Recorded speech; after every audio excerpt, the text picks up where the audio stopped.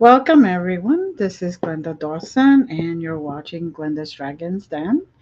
LD couldn't make it with us tonight, but he'll be joining us next week. And I just want to say thank you to our audience and to uh, the people who continuously email us, send us messages, and we thank you for all the comments and, of course, anyone in the chat. So tonight I have a very interesting guest, Tillie. How are you today? Hello there, Glenda. I'm doing very well. And what about yourself? I'm doing fantastic. Thank you. So, Tillie has done a lot of things and is doing a lot of things, including writing. She's got her own podcast, and um, you the rest I'm going to let her tell you all about it. So, why don't you just tell our audience a little bit, something about you so they could get to know you. And then, also, before we go, ladies and gentlemen, please remember her show so you can go and you can watch it and you could support her also. So, come on, Tilly. Tell us all about you. Sure. Well, my friends, my name is Tillie Treadwell. I am, you could say, a modern day paranormalist, author. Um, I think that mostly sums up who I am today. Although, on a personal level, I am a paranormal experiencer, and I have been from apparently in the cradle or in the little baby carrier. That's my earliest recollection of a paranormal experience. I was born in Lake Mary, Florida in 1991, and I've traveled back and forth between the northern states and Florida my whole life, for family and whatnot. So I've had a nice mismatch of paranormal activity, you could say, between here and there. And I think that life is really and truly quite magical.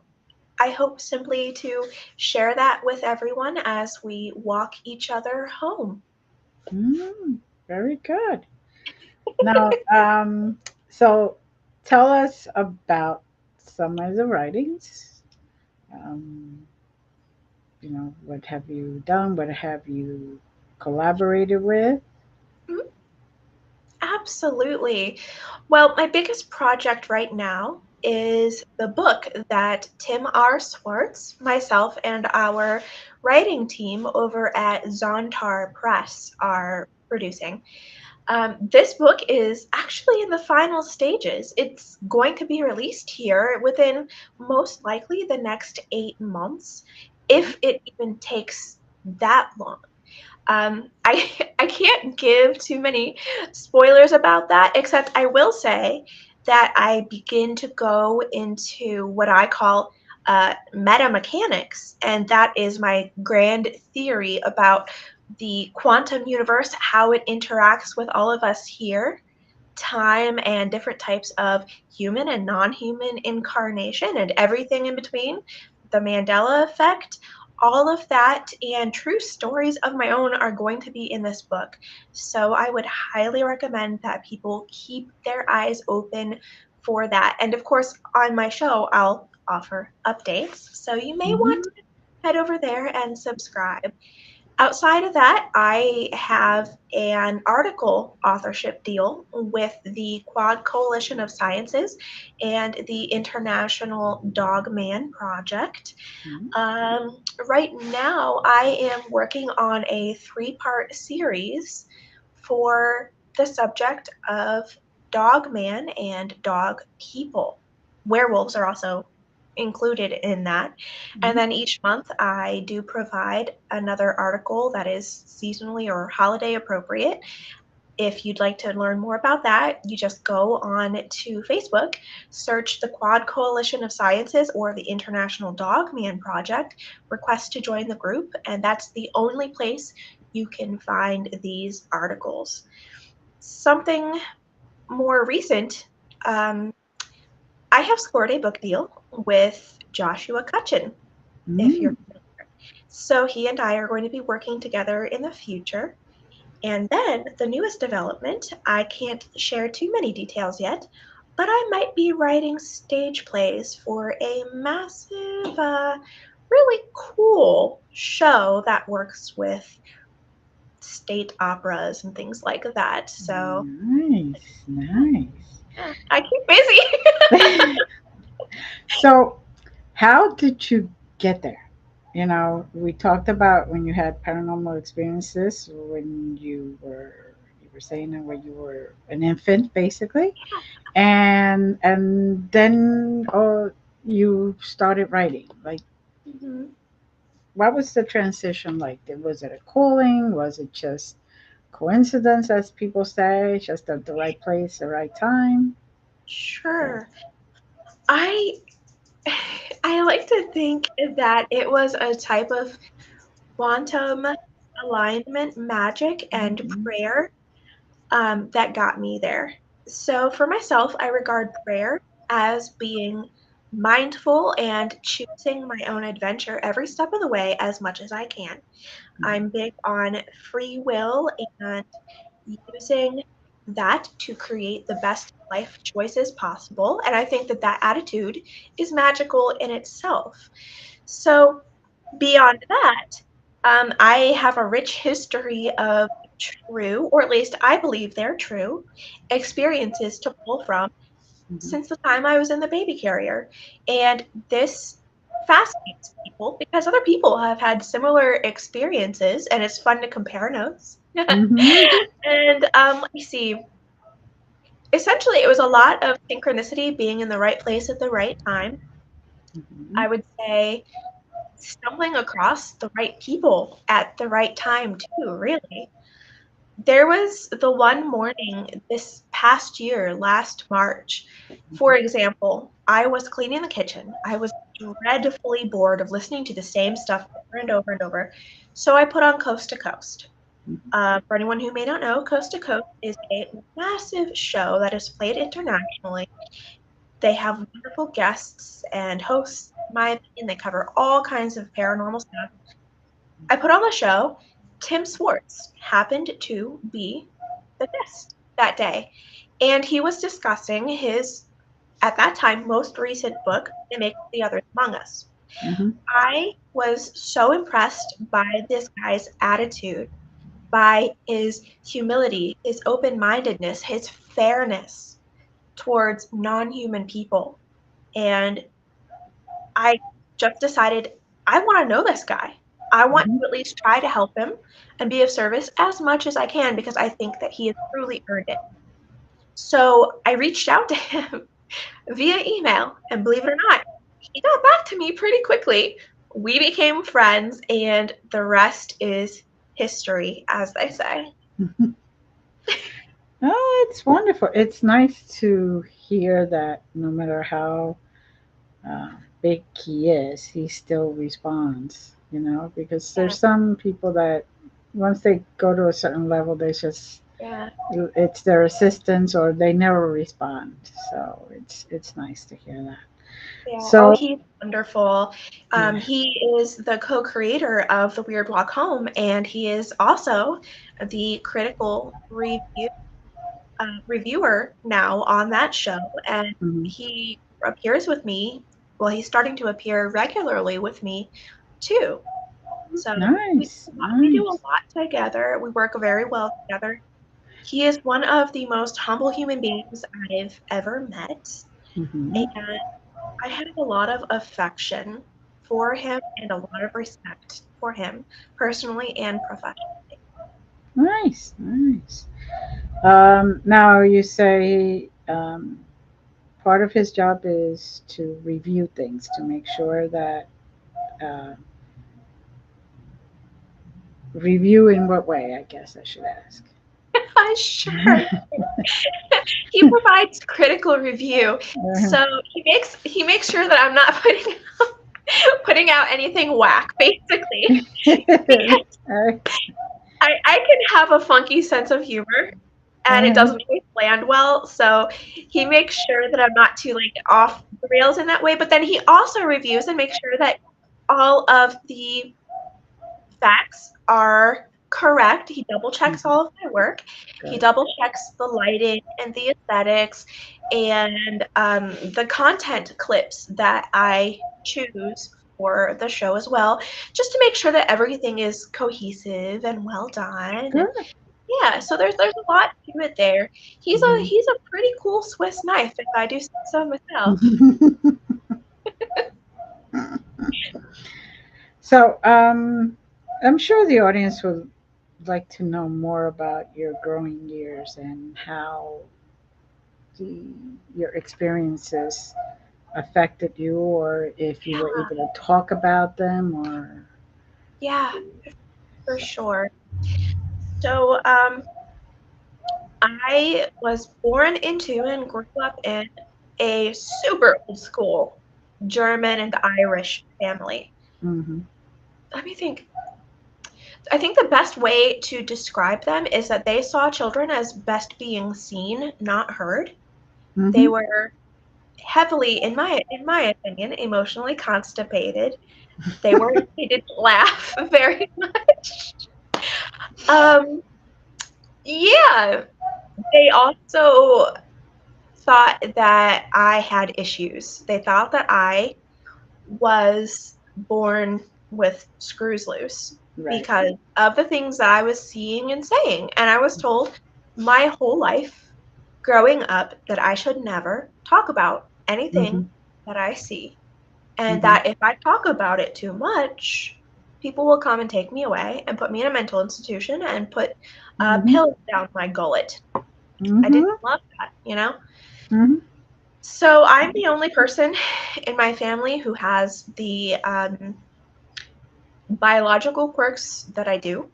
I'm Hmm. also the only experiencer of uh, anything paranormal for the most part. I mean, like, there were a few exceptions where my mom did experience some of what I was talking about, and she just immediately shut down and went into complete denial. She couldn't handle it, which I understand now where she was coming from, Hmm. because now as a fully formed adult, I understand that my experiences are completely out of the realm of the norm in every way. Hmm. And so although I do say that my biological family didn't handle this well, I don't think that they treated me well.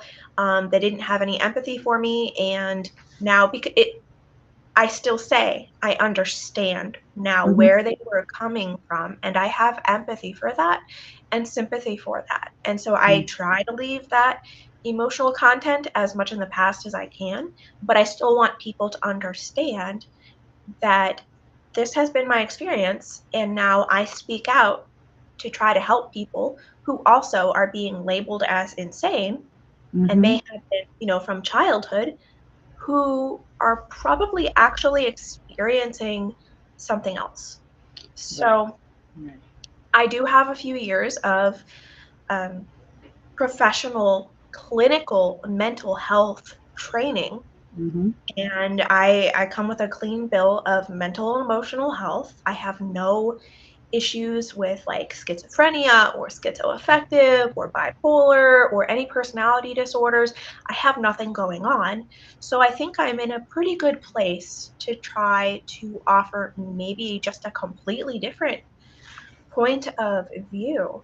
Hmm. Um, does that answer your question? Pretty Yeah. much. I Okay. think so. Okay. Cool. Cool.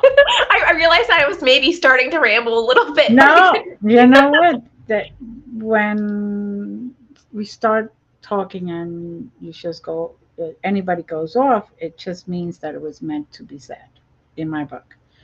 Okay. So, you know.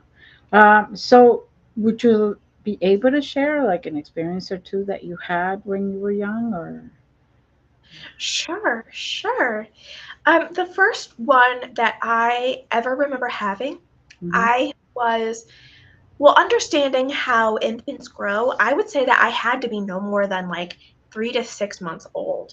Hmm. I was in a baby carrier with the handle that you use Mhm. to carry a baby in the car and whatnot. Mhm. I was wrapped up in a really nice, fluffy baby blue blanket, Mhm. and um, I had a nice pacifier in my mouth. I was just sitting there happy and content. There was a ceiling fan going around and around and around at my um, it was my I think it was my aunt's house at that time from when I had talked to my mom Mhm. about this briefly. But I was just sitting there happy and enjoying it, and then all of a sudden I was just poof, I was out of my body, and she presented herself to me as the moon, Mhm. but I have no idea who this person actually was and what her genetics were. I just don't know. Mhm. But she took me out of my body, and she was a big full moon. She was many times bigger than me, and she like held me to her chest, Mhm. but somehow she didn't have arms, and I still was staying there. And she said to me that she really appreciated what I was coming here to do. And Mhm. she asked me, "Is there anything that I can do for you to help you?" And I still remember that interaction because I think that I still had at that point sentience of some kind. Mhm. But being incarnate here, I think being an infant, it just the whole situation frightened and confused me. And so I remember being up against her and just crying, just like bursting out into tears, being terrified because she was so much bigger than me. And I was suddenly in this strange void place with her and whatnot. And so, boom, I was back into my physical body Mhm. and I was just absolutely inconsolable. Like, I spit out my pacifier and I was just struggling against the blanket and wailing. And I remember that my parents and my family at that point, they couldn't calm me down. I cried myself to sleep because I Mhm. was so freaked out by what had happened. Um, and then, too, as I discussed with you a little bit ago, I am diagnosed with being highly neurodivergent. Mhm. There is now a study out that links neurodivergence, like certain types of autism, Mhm. to having a longer, vivid conscious memory. Mhm. So now human people are starting to understand that some of us here actually do have memories from the crib. Mhm. Okay. Very good. And so these experiences, as well, that one would have been frightening to Yeah. anybody Yeah. at that age, because you're experiencing it even as a human, not as a being or whatever. Yeah. And it's very different, very different. Um, Now, that experience stayed with you, and did that affect you later on in years, or did it just like, okay, I remember that, I still remember that, but I'm moving on. Sure. All of these experiences still affect me deeply to this day. And I, although I'm sure that the process of dying isn't fun, I've been there a few times now. Mm-hmm. I, I am, in a way, excited to go home. Mm. Yeah, you still have. That's I always tell people that there's no rush because you came here to do something, and if you finish it, you don't have to come back and redo it. And so it's always best to just get it over and done with, get the job done, and then when you go back home, okay, I can move on from that Yeah, project. I don't have to keep reliving it. yeah. Now, when did you have any other um, types of experiences that like really stayed with you, basically? My first experiences with the um, Mandela Effect, or retconning, you could say, absolutely. These experiences are still with me to the point that I wrote about them massively in the book that's coming out here soon. Okay. I witnessed my grandma's mantle clock change. I looked away for a blink, looked back. The Roman numerals were different. Mm. And for anyone who would like to go more in depth about this with me, you could also go to Where Did the Road Go Radio. They're available on YouTube. I did a whole show about my experience with this clock. I was only a little kid. I was like 3 years old or something, and I had this experience. It's stuck with me to the point that now I watch clocks. I watch the Roman numeral clocks, and I still see changes. Every once in a while, the timeline seems to flip. So one moment we're in a timeline or in a timeline group or set Mm-hmm. where, let's say, four, the Roman numeral four, is written as four eyes, but then we Mm-hmm. might the next minute be in a timeline or a timeline set where it is IV. Mm-hmm. And then going online to do research and even looking at old books about this, it always lines up with the current um, timeline reality. But then as the clocks shift, I've noticed so does the information for the vast most part. And I've Mm-hmm. watched this happen with live internet pages. Mm-hmm. And other people have taken note of these types of things as well. So I have some I have some faith in myself that maybe I'm not so nutsy after all.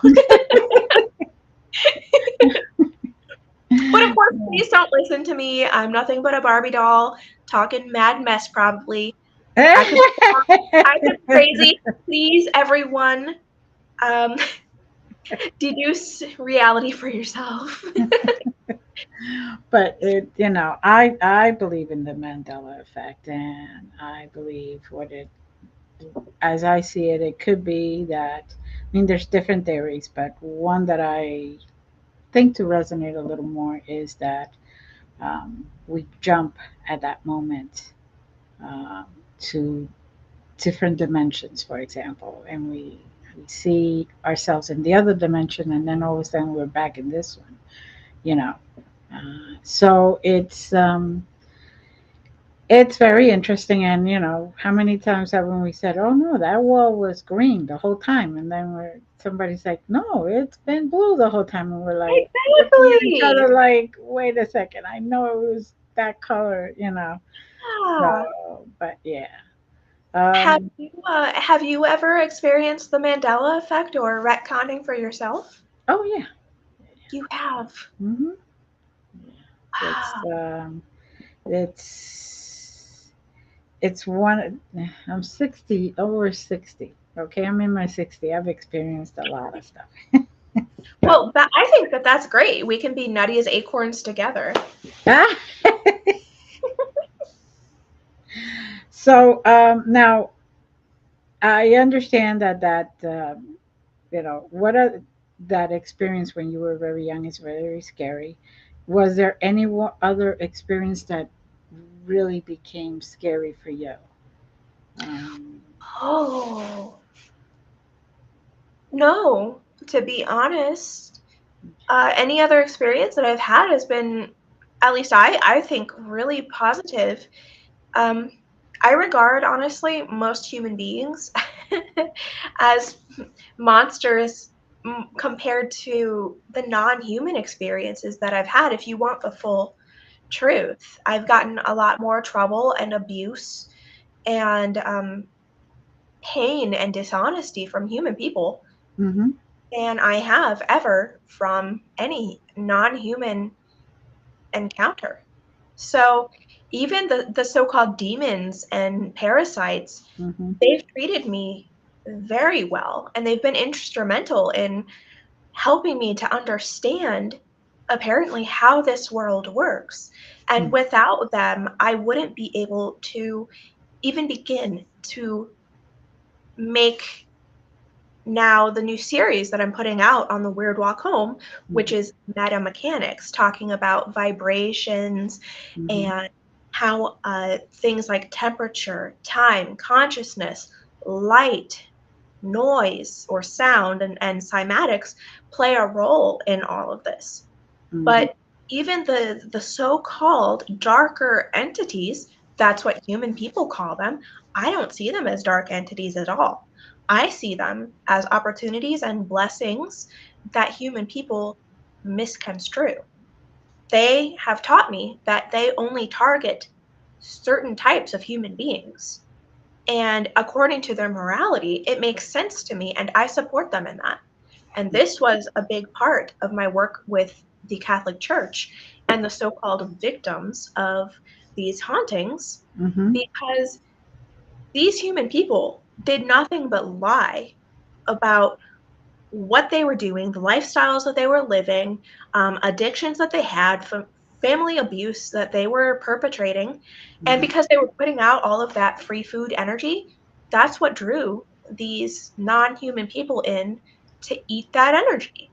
And they've told me time and time again, if this person stops drunk driving and stops abusing their kid and their husband, and or stops causing drama and trouble, Mm-hmm. stops stating their opinion as fact, all of those kinds of things, then we have nothing to feed on.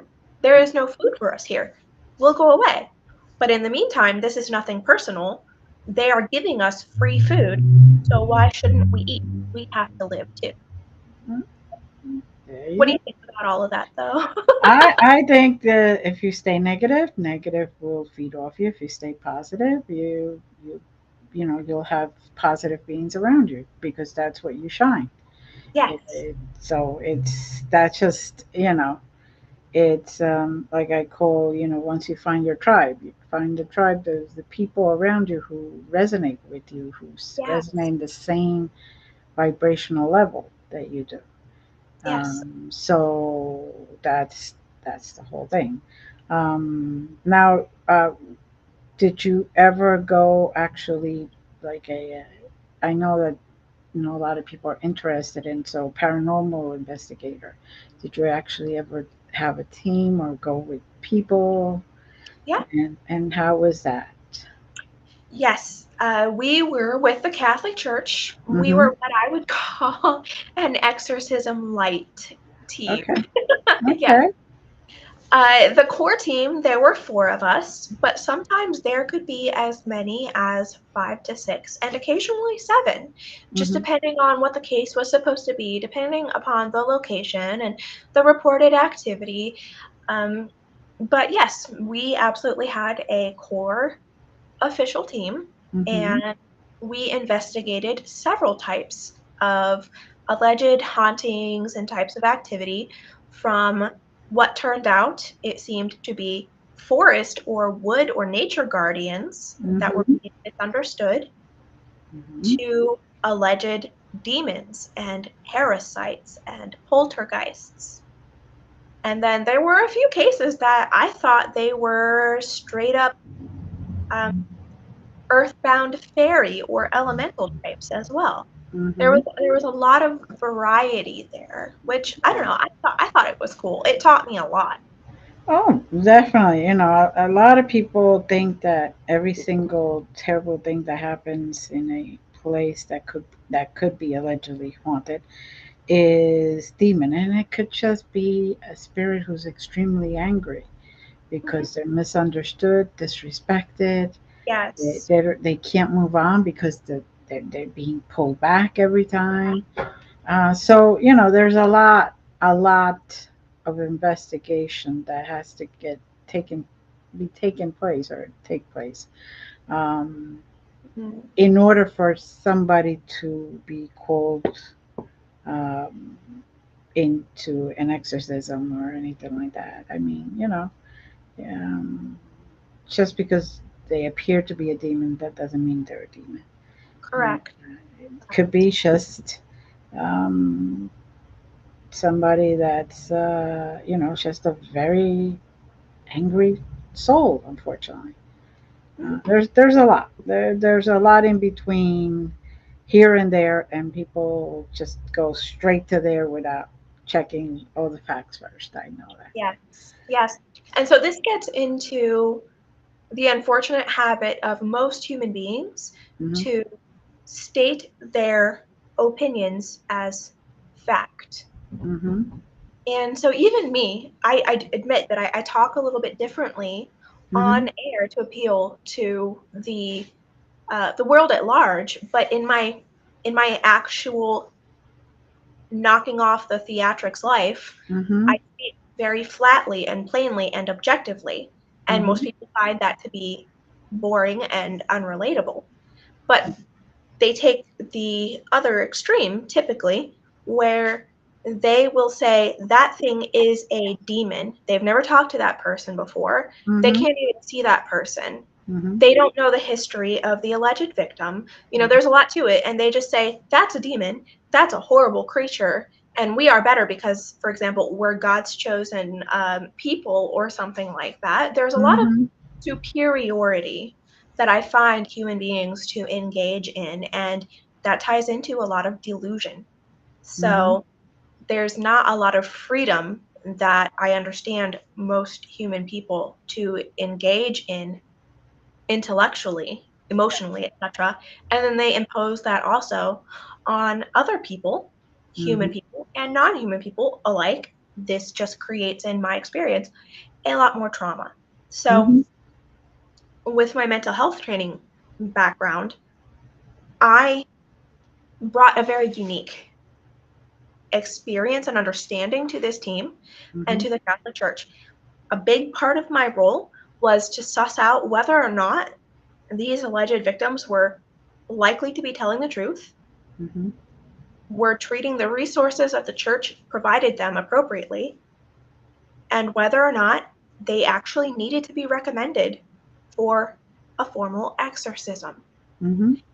In my time doing that, not one person actually needed those resources, nor did they need an exorcism.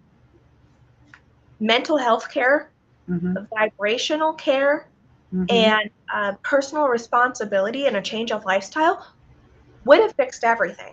And Hmm. there were a few cases where people did understand and respect what I was saying and they took ownership. They Hmm. changed their life, they changed their vibrations, and it stopped. The Hmm. activity stopped. Now, Steve Mera, if anyone's familiar with this gentleman, he's over in the UK. He has been investigating. I actually I think for longer than I've been in this life. Oh my gosh, talk about dating myself. But he is a brilliant guy, in my opinion. He Hmm. is now talking about exactly what I just said, that if people stop the emotional extreme responses and they make certain lifestyle changes, a Hmm. lot of the time this stuff goes away. And he recently made a very bold claim that in all of his years of doing this work, Hmm. only about 12% of like house blessings were successful in the moderate to long run. Hmm. I have been waiting for someone to talk about this because when I was with the Catholic Church, I was told that I should not talk about anything that I know, that I see, that I believe outside of the team because the science doesn't make sense to them. And although they believe me, humanity at large isn't ready. I think finally with people like Steve Mera and Barry Fitzgerald and now Greg Ogles and Tim Swartz, I think people are now ready to start understanding the science behind these things because there is a scientific core to everything Hmm. that people believe is magic, in my opinion. Mm-hmm. to the point where I have three distinctions of magic. I have MAGIC, Mm-hmm. that's stage magic, sleight of hand, Yeah. that kind of thing. And then there's MAGICK, that's Mm-hmm. ritual magic. This gets more, though, into the quantum portion of it. And then Mm-hmm. there is what I call magic, MAGIQ. The Mm-hmm. Q stands for quantum. Mm-hmm. And it's really about metamechanics Mm-hmm. and how all of this is scientific. And I think that over time, maybe the human sciences will bear out more of what I've been experiencing and being told my life, my whole life. I hope that makes sense. Thank you for coming to the TED Talk. I appreciate you. It makes sense. It makes sense. Everything is, first of all, everything is opportunity, right? Yes. Then we have the fact that um, with, like, for example, within the matrix, there's science, and science takes care of everything. You think about it. Science takes care of the plants. Science takes care of how the weather affects happens and all that other stuff. So why wouldn't it affect? Wouldn't you be able to explain it or understand it, the paranormal world, through science? I have been in events where they actually compare notes and give all the data to a scientist so the scientists can prove that it was scientifically done, that it did that. Ghosts are not just there, that they are there, that there's a reason why they're there, and this is the possibility of why they would be there. So scientifically, paranormal, metaphysics, and science, and even beliefs could all be tied together if people just paid attention. I agree. Um, Now, as far as you being on that team, that is very commendable because that is a very hard job. Thank Being you. it is. I have been in in fully from the beginning to the end of a few exorcisms because I helped and then I did one myself, even though it wasn't the church, Catholic Church, sanctioning me, but like we don't know the need was great, and the need it would needed to get done before that whole approval 2 years down the road type of thing. It needed to get done like this. It was affecting a child, so there was no time for full approval for any of that stuff. Um, Sure, I hear ya. so, but that is hard too because you got to walk into a person's house and be very open and very understanding, and then watch Exactly. every Oh, yeah. detail, Oh, because yeah.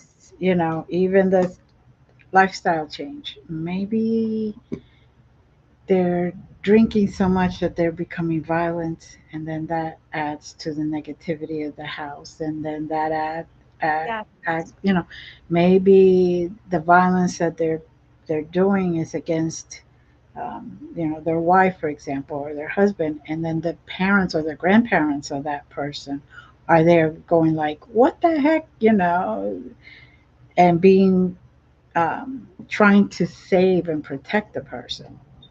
Yeah. Oh, yeah. A So lot of enmeshment yeah. and a lot of irresponsibility. Absolutely. And as far as actual exorcisms go, Mhm. what I have been told by these so-called demons is that they have to be invited in. Even if it's a child, Mhm. there is some type of soul contract going on to Yeah. fulfill a storyline. And Right. so they don't take it seriously or personally. And then, too, I've come across a few cases where the so-called exorcist and the so-called demon are familiar with each other, and it's just kind of a feeding game on and off. And I That's a large reason why I left religion. Yeah. I left the church. I won't work with them anymore.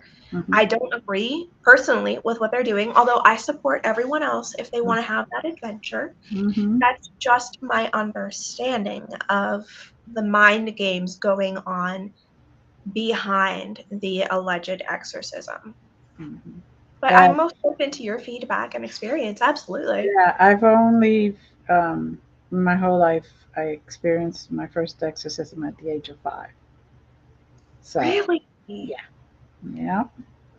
I was needed for my light, is what I was told. Okay. Yeah. So somehow the entity uh, would come down when I was there, and it wouldn't be doing harm to the person. And um, when they decided to actually do something, then I was called just to kind of blind them, kind of to calm them down so they could detach it, basically, and send it on its merry way. Okay, go ahead. I know you have to go someplace else now, so go. um, but yeah, yeah, it's not something I like to do either, because Yeah. it takes a really does take a toll on the person who's doing it, Yeah. and if they're doing it right, it really does take a toll. It does. And what is a big disadvantage over here? So we are, if we're energetic empaths here in this physical incarnation, Hmm. we lose life force energy that we cannot replenish, at Hmm. least not on our own. But over there, the non human person who is in a physically lighter vibration, Hmm.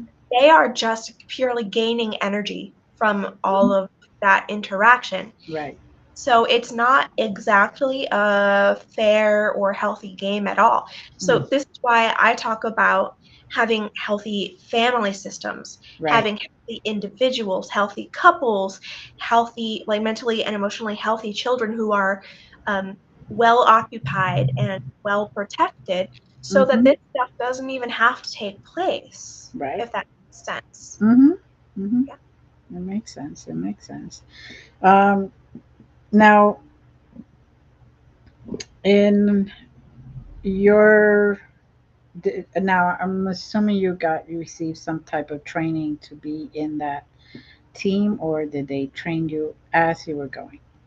Trained me as I was going. Okay. I was specifically recruited by the, at that point, leader of the group. He chose me. Okay. And so I came with a bunch of qualifications already. I Hmm. was vetted by the father at the local church. They Hmm. got higher approval, and then that was it. My job though was very natural and simple anyways, so it was more about just training me how to work with a team Hmm. and like what criteria they need me to vet Hmm. with the alleged victims. That was the training that I went through, Hmm. but everything else they gave me almost complete free reign because they were able to get a lot of verification that I was telling the truth. Hmm. They were able to listen to EVPs that they caught. They caught uh, footage on camera, Hmm. things of that nature. So they trusted me in that way. And then, as well, there were a lot of things that I would say that I was being told from these alleged demons and whatnot Hmm. that apparently did actually validate some of the more little known stuff that is in the Bible. Hmm. There was a lot of information that I was just receiving and refeeding to the Catholic Church that one made sense, two was able to be verified that there was apparently some non human, less physical person there Hmm. interacting with me and interacting with us. Hmm. So, yeah, the biggest training that I went through was just about how to work with the team and the vetting criteria. Very good. Very good. Yeah. I was just, because I am always wondering, Sometimes I hear different churches, you know, different, I should say, locales of the Catholic Yes. Church. Yes. Each one of them does it differently. So it's from my understanding, they have guidelines, but the way they accomplish it sometimes, you know, It is. not the same. So, Yes. um, now, do you ever feel um, like you have been in other places at the same time? Like, do you feel sometimes like you're here, but you're in another dimension, and um, you get information from that dimension and you send information to that dimension? Has there ever been that type of a feeling or I think experience? that's a great question and rather unique. I appreciate that. Yes, actually. So part of the neurodivergent Hmm. diagnosis that I've received, um, due to working with neuropsychologists and essentially neuroscientists, my my brain waves function a little bit differently. So I am just for layman's terms, I Hmm. am almost always in that dreamy meditative state Hmm. that little kids are in. Okay. So with this type of meditative, um, extremely open minded state that I tend to occupy, Hmm. I'm not really here. Okay. Usually, this is something that is related to things like dissociative identity disorder Hmm. and other trauma based disorders, but there are now bits and pieces of proof coming out that this can also be a genetic setting. For example, over in India, Hmm. there are some revered people, or at least there were way back when, they seemed like they were not really there. They seemed ungrounded, but when people would go and talk to them, these people would give phenomenal advice. And they were known to be highly psychic and highly accurate, but Hmm. they just seem kind of airheaded and not really there. And that's me. So um, I consistently feel like I'm not really here, even though, of course, I am. I'm sitting here Right. talking to you, whatnot, but this is a very dream-like experience for me, and this is how my whole life has been. And I then this gets into the more objective part of Hmm. my diagnosis, which is that I don't have a lot of ego or emotional content. And I think that this also is part of why I have the paranormal and the non human experiences that I do, because I'm not emotionally explosive. Hmm. I'm not trying to push my opinion as fact onto other people. Hmm. I'm not accusing non human people of doing things that they're not doing. And I'm open to listening to what they have to say, why they operate as they do, all of that. It's a big package in my understanding. So I think that it's really just another type of incarnation, and I think that there are gifts and challenges Hmm. that come with that. So um, for myself, I'm horrible at math. I cannot. I can add two and two, and that's really about it. My brain just doesn't work that way, and it never has. And my teachers used to think that I was pulling their leg when I would say it's not making any sense to me. Right. But then I was in all of the advanced classes for reading and for writing, Hmm. incredibly gifted and creative in that way. I was praised as being a model student, just a little floaty and airheaded. But what's really wrong with that Hmm. necessarily? Okay. That's funny. That is Yeah. funny. It they everybody always tries to label people. It's like Yeah. just be, just be. There's no need to Yeah. label, right? I So agree. I uh, agree. now is there we are starting to come close to the end of the show. Is there anything else you'd like to share with the Uh, audience? yes. Thank you very much for asking, my dear. Well, my husband and I are moving out of our cottage here next month, Mhm. and we are going to be starting to hold walks in person. So I have invitations to 6 states right now, and we're working on getting funding up to be able to do that with the new lifestyle that we are implementing. And Mhm. then on top of this, uh, I've been working with a fantastic artist for the last month and a half. We've just finished our first merchandise design. So the Weird Walk Home merchandise is coming soon.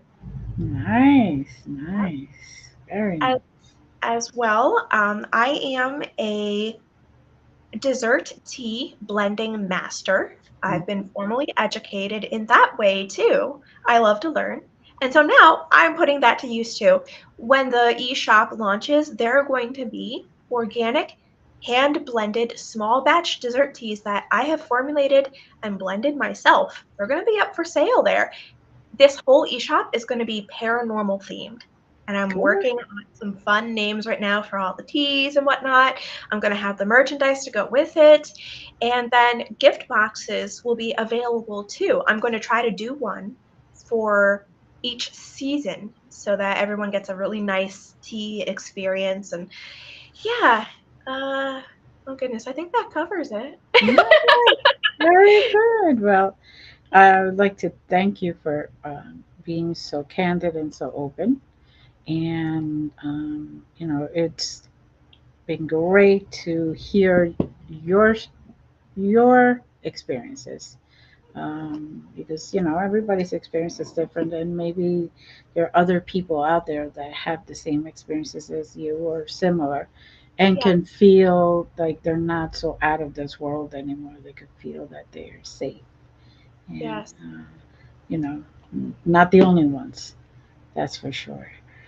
So I would like to say thank you, and I will have all your email and any other link, like your YouTube link and all that, in the description so people can find you. And that's basically it. I'd like to say thank you very much for being here. I'd like to thank the audience as always, and we love you, and have a great day. Bye. Thank you, Tilly. You're welcome.